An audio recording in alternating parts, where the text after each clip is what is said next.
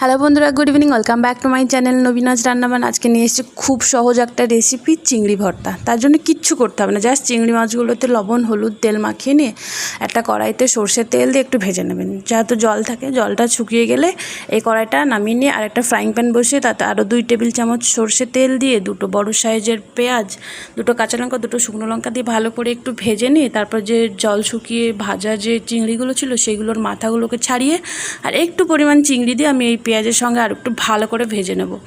দেখতেই পাচ্ছেন আমি এখানে সব দিয়ে ভালো করে ভাজতে শুরু করেছি। ভাজার পরে খুন্তি দিয়ে একটু থেতো করে নিতে হবে, নাহলে মাথাগুলো শক্ত শক্ত হাতে একটু কেটে যাওয়ার চান্স থাকবে। এখানে একটা পেঁয়াজ, একটু সর্ষের তেল, একটা শুকনো লঙ্কা দিয়ে ভালো করে মাখিয়ে নিয়ে যে ভাজা চিংড়িগুলো এতে দিয়ে দিয়ে ভালো করে হাত দিয়ে চটকে নিতে হবে। হ্যাঁ, হাতে একটু কষ্ট হবে, কিন্তু কিছু করার নেই। মুখে ভালো খেতে গেলে হাতে তো একটু কষ্ট করতেই হবে। আশা করি ভালোই লাগবে। একবার বানিয়ে এখন যদি ভালো লাগে প্লিজ চ্যানেলটাকে লাইক অ্যান্ড সাবস্ক্রাইব করবেন, পাশে থাকবেন। বাই।